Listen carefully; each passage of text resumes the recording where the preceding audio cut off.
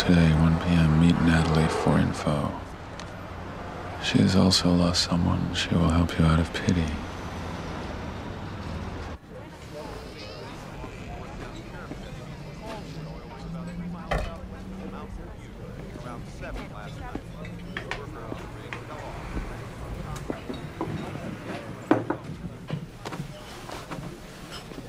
Natalie. You don't remember me. I'm sorry, I should have explained. I have this... You did explain, Lenny. Please call me Leonard. My wife called me Lenny. Yeah, I know, you told me. Well, then I probably told you how much I hated it. Yeah. Do you mind taking your glasses off? It's hard for me to... Thanks. So you have information for me? Is that what your little note says? Yeah. Must be tough living your life according to a couple of scraps of paper. You mix your laundry list with your grocery list, and you'll end up eating your underwear for breakfast.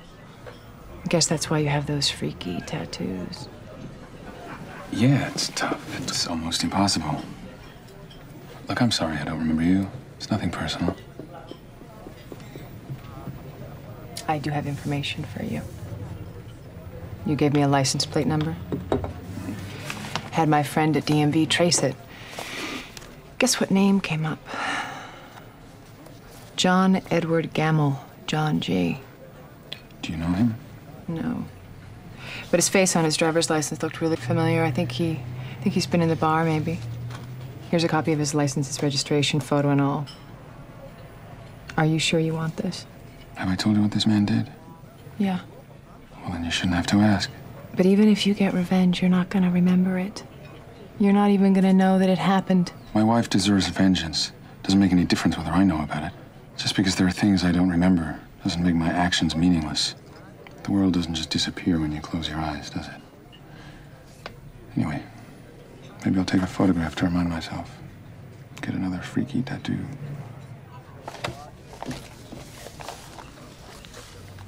Tell me about her again. Why? Because you like to remember her. She was beautiful. To me, she was perfect. No. Don't just recite the words. Close your eyes and remember her.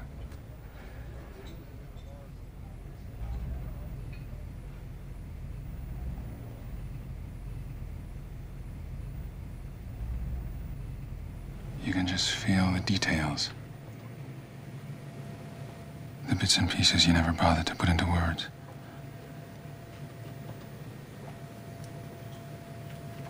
And you can feel these extreme moments, even if you don't want to. You put these together and you get the feel of a person. Enough to know how much you miss them.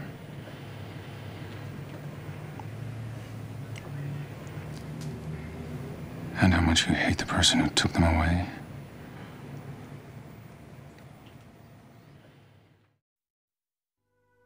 Two brothers are on the road traveling across America, heading from point A to point B. One of the brothers, the eldest of the two, in the middle of three, is a filmmaker.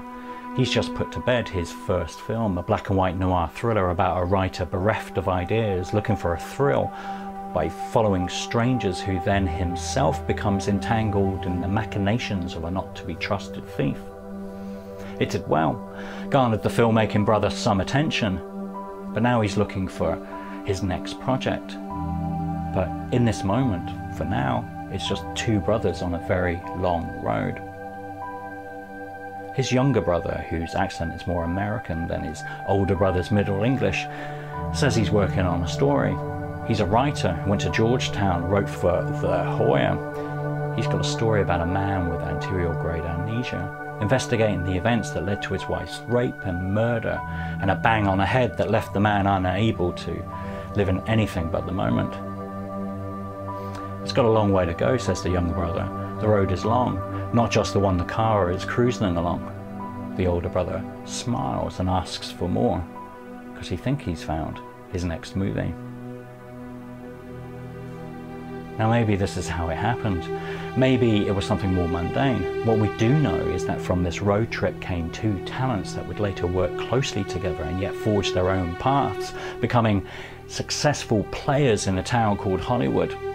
The younger brother Jonathan would go on to be a showrunner of seminal televisual treats like Westworld and Person of Interest, but also would go on to work hand in hand with older brother Christopher in many of his biggest films, from the Dark Knight trilogy through to The Prestige and on to Interstellar. What resulted from this road trip exceeded the expectations of everyone bar the brothers Nolan, but it's there at the birth of their creative partnership that the clouds broke and the sun shone, and the world sat up and took notice. And so did Warner Brothers.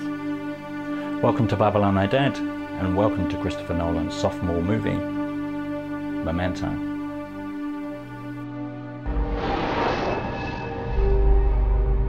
I have this condition.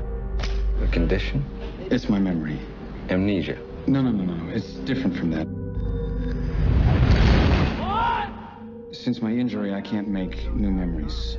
Everything fades. If we talk for too long, I'll forget how we started. And next time I see you, I'm not going to remember this conversation. What's the last thing that you do remember? My wife. That's sweet. Dying. Lenny! I guess I've already told you about my condition. Oh, well, only every time I see you. You don't remember where you've been or what you've just done. No, I can't make new memories. It's like waking. It's like you just woke up. When you find this guy, what are you gonna do? I'm gonna kill him. Maybe I can help you find him. Are you sure you want this? My wife deserves vengeance. Do not trust her. She's gonna use you to protect herself. I think someone's been trying to get me to kill the wrong guy. You can question everything. You can never know anything for sure. Teddy, don't believe his lies. You wander around playing detective. Well, maybe you should start investigating yourself. Who did this to you? You did. I want my life back! Why are you asking me? I can't remember what I've done. I have no short-term memory. Since my injury, I can't make new memories. Everything fades. If we talk for too long, I'll forget how we started, and next time I see you, I'm not going to remember this conversation. I don't even know if I've met you before. I've told you this before, haven't I?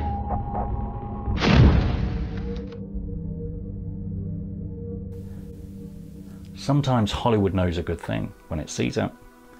Sometimes that good thing is nurtured and encouraged, allowed the reins of their own destiny. Nothing, however, is given easily, and it is a struggle to get through the clatter of festival darlings on the film circuit. The first film is difficult enough to get off the ground, hard to shoot. You're always scrambling for time, running out of film stock, having to go back to work on a Monday morning and save up for more 16mm film. And then there's the dreaded second film. So many fail, they fall like a first-time novelist. Some find that they only have one in them. Or maybe that their first film alienated so many people that a second is inconceivable. And we've seen so far that for many, the second film is just another step in an increasingly steady climb to filmmaking greatness. The second movie often delivering the promise made in the first, each story feeding into the next, informing the creation of a new cinematic voice. Christopher Nolan is one of these filmmakers. A transatlantic creation of American-British parents, he spent time in Chicago and London, eventually reading English literature at University College London. Not solely for the quality of the course, but also because they had a great film department with 16mm cameras and a Steinbeck editing suite. A love of the photochemical process which has continued to this day. His first film, The Following, is a tight, grainy, black and white neo-noir thriller set in and around the streets of Soho that Nolan was forced to film mostly at the weekends, as much of his cast and crew, such as it was, had day jobs. And the decision to use black and white was as much a production choice as an artistic one. It would be easier to shoot in available daylight, and colour temperature would simply not be an issue. All told, the movie took a year to film, and the results are great. In many ways, an English response to the Robert Rodriguez El Mariachi film made 10 years earlier for a very similar budget. The story of Memento revolves around a former insurance investigator, Leonard Shelby, played by the excellent Guy Pearce, investigating the rape and murder of his wife and of the incident which left him unable to hold on to new memories. This anterior-grade amnesia means he is forced to create an elaborate system of notes and Polaroids and tattoos, held together by habit and routine, all in order not only to find the killer, but to hold on to his own sanity in a world that seems hell-bent to get him. The film itself is told in two parallel narratives. The movie opens with a Polaroid picture undeveloping, the story told in reverse, literally. Within the Polaroid, we gradually see a murder victim disappear, wiped from existence. And more than that, we, the audience, are fed the first clue as to the true nature of this film. From the introductory shot of the Polaroid, we find our protagonist Leonard Shelby rewinding back to the moment where he executed a man who may or may not be the mysterious man of his investigation, John G., the target of his search. The wonderfully bright, colourful cinematography of Wally Pfister glistens against what he chooses to display in the next sequence. Stark, black and white, Leonard on the phone with an unknown caller explaining his condition and how he deals with that and the world. We cut back and forth between colour and black and white, and it's here in the gaps between, or the bonds that hold the two together, it's in this cross-cutting between these narrative threads that we learn the rules of this film. The colour scenes are played out in short 5 to 10 minute sequences, each sequence taking place in the preceding moments previous to the scene just played. Our sense of time is jumbled and disconnected. And like our protagonist, we feel some of what it must be like to live in an uncertain world, unable to rely on a simple memory of just 5 minutes ago. And that might sound confusing, and it is, but that's the point. Much like Gaspar Noé's Irreversible, released a couple of years later in 2002, this is a film that defines the audience works for the narrative. Not only does this give us, the audience, a chance to feel what it must feel like to be Leonard, but like Noé's film, it is designed to throw us off the scent of the plot, making it difficult to know who to trust and forcing us to unshackle our own burdens on the reliability of our own memories. And this role reversal, this playing backwards of narrative, it's not just a trick. It's not just a movie that was just shot and then reassembled in the edit in reverse. No, this is a movie built from the ground up, designed to be challenging, and yet it is also so very entertaining. This is a throwback and a look forward to the future of noir and to the creators behind the story. And if you want a treat, if you're daring, grab yourself a copy of the Blu-ray, which contains a special recut edition of the movie that plays the story in chronological order. It's a special feature, and when you play it, you'll see exactly what I'm talking about. The cast is excellent. Guy Pearce is searing as Leonard, the man who can't remember to forget, in a role that was originally earmarked for Brad Pitt. Hard to imagine what the movie would have been like with Brad Pitt in it.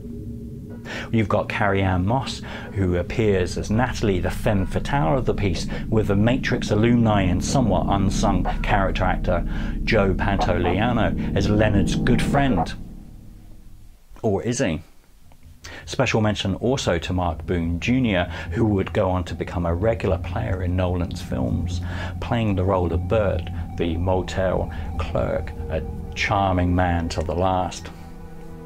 David Julian provides a great synth score that echoes the scores of Hans Zimmer, a composer that Nolan would tap for future movies. Somewhat of a shame, perhaps, as much as I love Zimmer's score, I can't help but feel what could have been for Julian. Listen, I could go on and talk for hours about how this movie was made. I mean, I haven't even touched on how this piece was written, with Jonah working on his short story in parallel to Chris, who took the pitch and wrote the script. I haven't spoken about the hard work of Chris Nolan's partner in life and business, Emma Thomas, and his producer, wife, mother of his children. A pairing that reminds me of James Cameron and Gail Ann Hurd, but with a happier ending. I could, but the show's intent, this remit, is merely to serve as an introduction to great movies and not dissect them too much, to allow the joy of discovering new things for you, the audience. It's here to talk about movies and filmmakers that operate on the edges of Hollywood reality and beyond. Now, arguably, this is Nolan's last truly independent movie, and even then the lines are blurry, as many independent movies were and are financed by the very machine they purport to rail against. But this movie is a great movie, and one that is vitally important to discuss, but more importantly, to watch. Not only did it launch the career of a great writer, Jonathan Nolan, and the director, Christopher Nolan, and their team, it opened the door that Chris would steadfastly pry open on his own terms, garnering the attention of Warner Brothers and building a rare, trusting relationship, much like theirs with Kubrick, between director and studio, that has paid off for both sides far more than anyone would have predicted. It has allowed the studio to have their cake and eat it. They are working with a man who not only respects budgets, but has managed that rare thing to bridge the gap between art and commerce.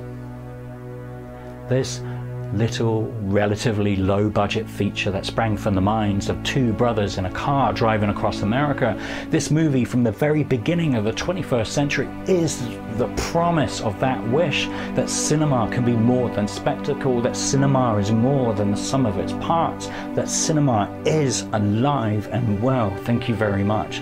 And the old girl has a lot of life left in her. So grab yourself a copy, dim the lights, and settle on down for tonight's movie presentation, Christopher Nolan's Memento. This is Babylon Undead. I'm Zig Bingham, and I'll see you on the other side.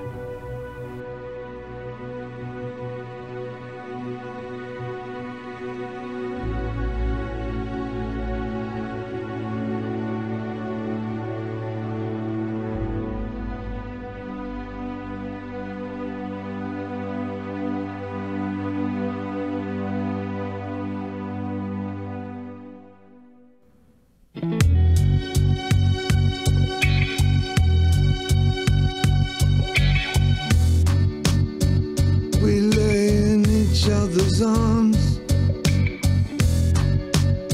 but the room is just an empty space.